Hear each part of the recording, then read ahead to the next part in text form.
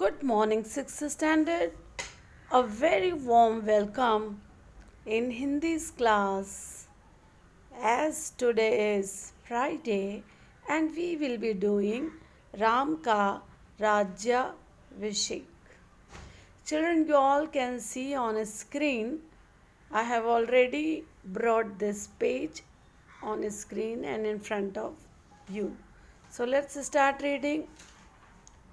विभीषण चाहते थे कि राम कुछ दिन लंका में रुक जाएं।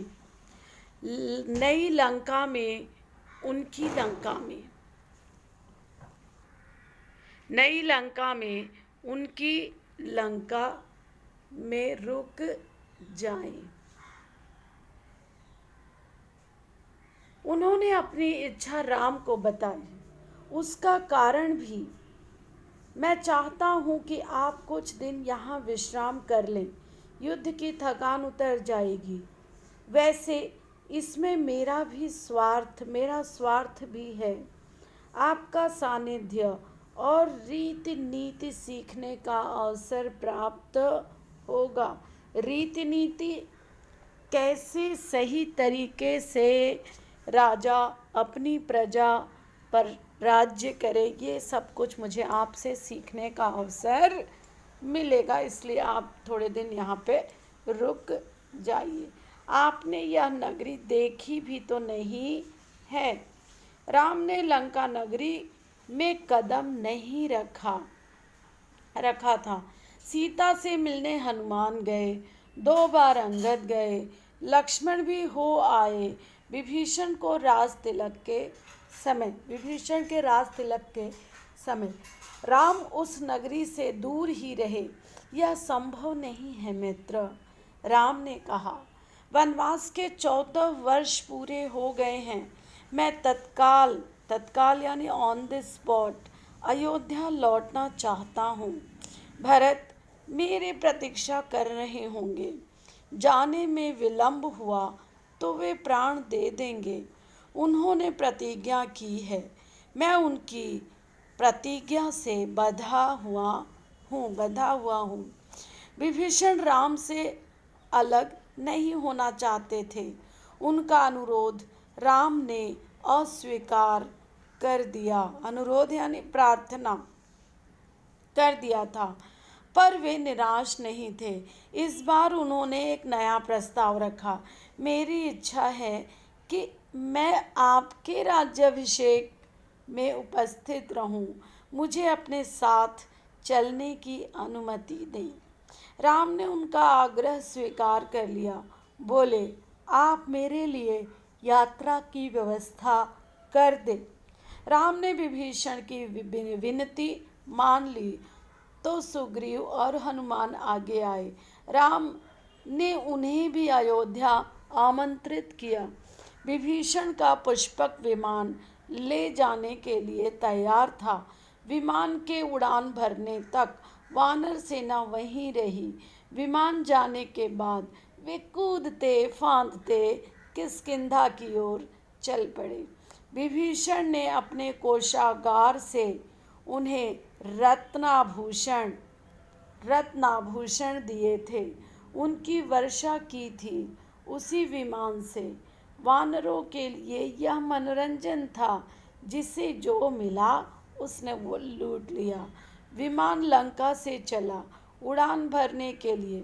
बाद उसने उत्तर दिशा पकड़ी, जिधर क्या थी बच्चों? राम की अयोध्या नगरी जानी थी। अयोध्या नगरी थी। राम सीता के साथ बैठे थे। मार्ग में पड़ने वाले प्रमुख स्थान बताते जा रहे थे। रावण सीता का हरण कर उसी मार्ग से लाया था, पंचवटी से। उस समय सीता ने वे स्थान ठीक से नहीं देखे थे। स्थानों के नाम उन्हें ज्ञात नहीं थे। पहले रणभूमि पड़ी, फिर वह पुल जिसे नल और नील ने बनाया था, सेतु बंध। किष्किंधा रास्ते में था। वानर राज सुग्रीव की राजधानी थी। सीता के आग्रह पर विमान किष्किंधा में उतरा। सुग्रीव की रानियों तारा और रूपा को लेने। आगे ऋष्यमुख पर्वत पड़ा और उसके बाद पंपा सरोवर। उसकी सुंदरता अद्भुत थी। राम ने सीता को एक पतली चमकती हुई रेखा दिखाई।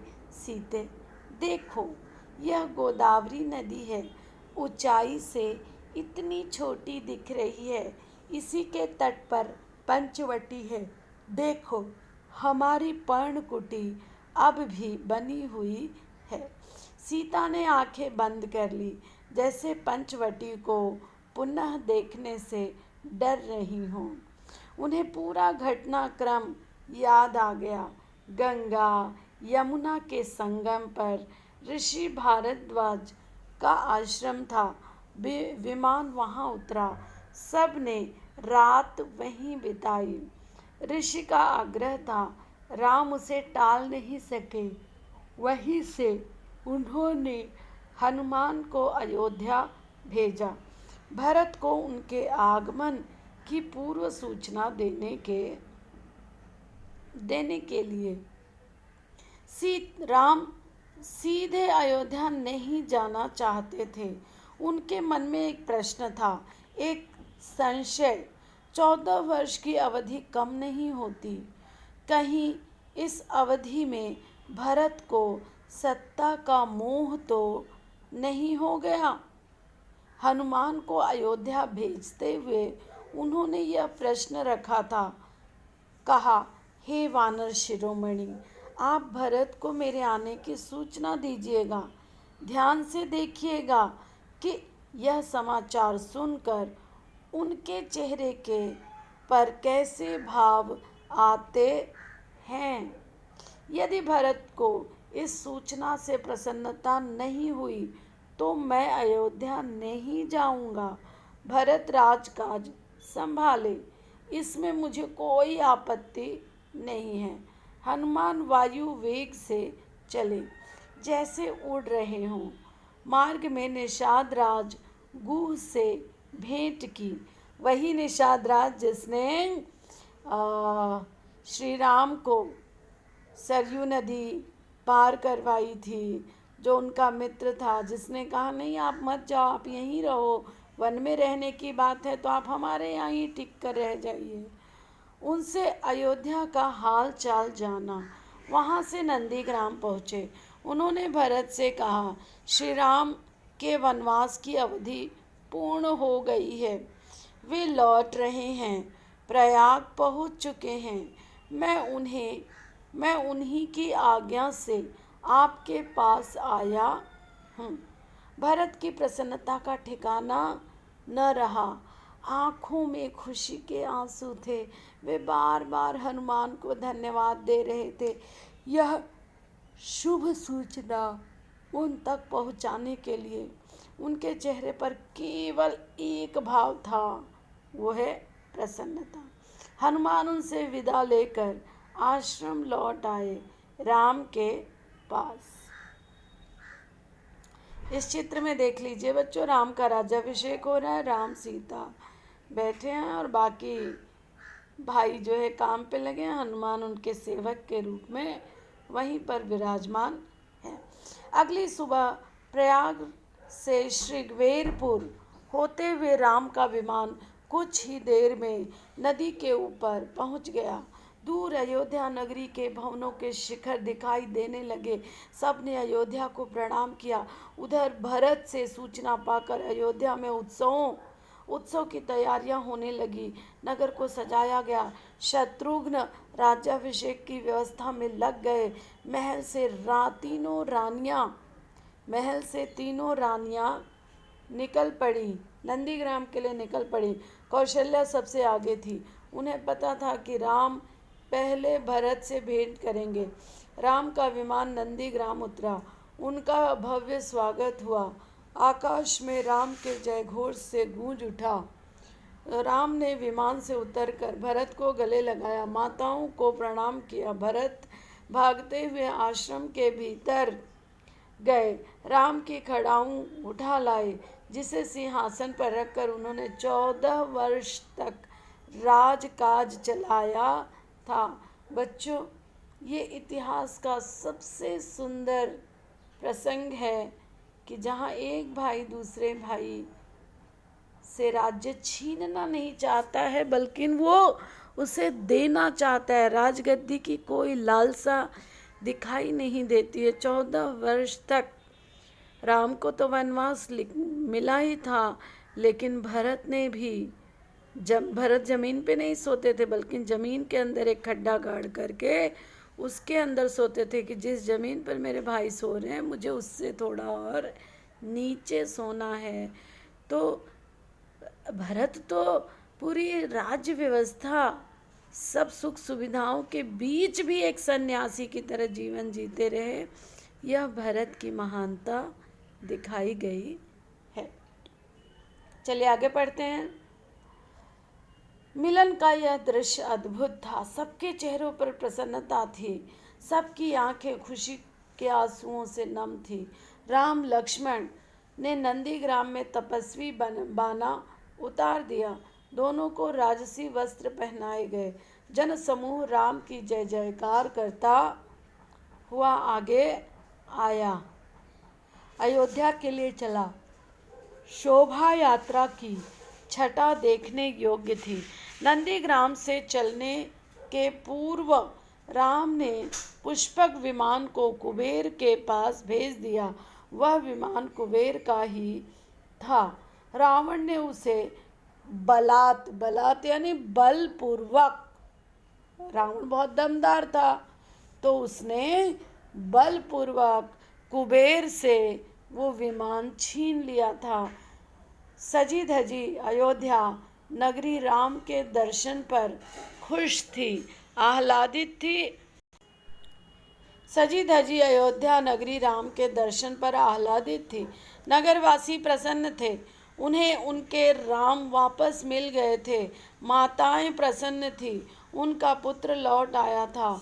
मुनिगण खुश थे, राम ने उनकी शिक्षाओं का मान रखा था। कभी विरत नहीं हुए, अलग नहीं हुए, उनकी शिक्षाओं से अलग नहीं हुए। भरत ने अयोध्या का राज्य राम को नंदीग्राम में ही लौटा दिया था। राजमहल पहुँचे तो मुनि वशिष्ठ ने कहा, कल सुबह राम का राज्याभिषेक होगा। इसकी तैयारी शत्रुघ्न ने पहले ही कर दी थी।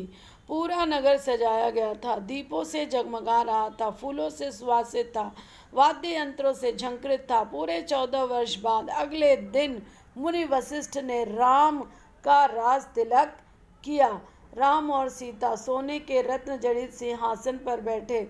लक्ष्मण, भरत और शत्रुघ्न उनके पास खड़े थे। हनुमान नीचे बैठे हुए थे। माताओं ने आरती उतारी, मंगलाचार हुआ। मंगलाचार यानी मंगल गीत गाए गए, शुभ गीत गाए गए। राम ने सीता को एक बहुमूल्य हार दिया, प्रजाजनों को उपहार दिया, अनेक वस्तुएं प्रदान की। सो बच्चों, इस प्रकार से राम का राज्याभिषेक हुआ। सीता ने अपने गले का हार उतारा। वे दुविधा में थीं, किसे दें। दुविधा राम ने दूर की। जिस पर तुम सर्वाधिक प्रसन्न हो उसे दे दो। सीता ने वह हार हनुमान को भेंट कर दिया, भक्ति और पराक्रम के लिए। कुछ दिनों में सारे अतिथि एक एक करके चले गए। विभीषण लंका लौटे। सुग्रीव ने किष्किंधा की ओर प्रयाण किया। ऋषि मुनि अपने आश्रम चले गए। हनुमान कहीं नहीं गए, राम दरबार में ही रहे। राम ने लंबे समय तक अयोध्या पर राज किया। उनके राज में किसी को किसी भी प्रकार का कष्ट नहीं था। सब सुखी थे, भेदभाव नहीं था, कोई बीमार नहीं पड़ता था। खेत हरे भरे थे, पेड़ फलों से लदे रहते थे।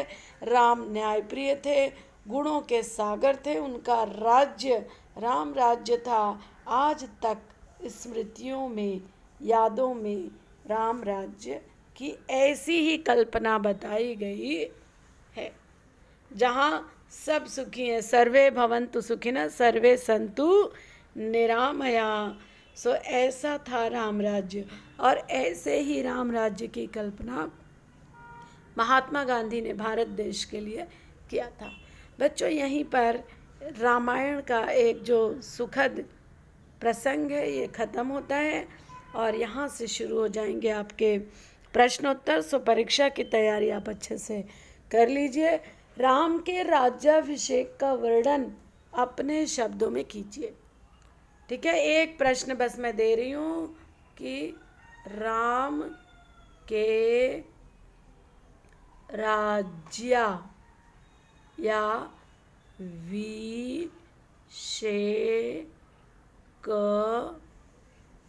राज्याभिषेक का वर्णन अपने शब्दों में कीजिए। शब्दों में कीजिए।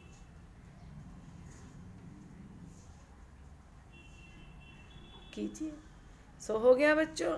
सो आपको पूरी लाइनें जो भी है पढ़ी हुई है उसको आप उतार करके 100 वर्ड्स में लिख दीजिए। मतलब 100 वर्ड यानी 10 लाइन में इस पाठ में आपने जो कुछ भी पढ़ा है उसका वर्णन करना है। धन्यवाद बच्चों। यहाँ पर आपका रामायण का जो पाठ्यक्रम है वो समाप्त होता है।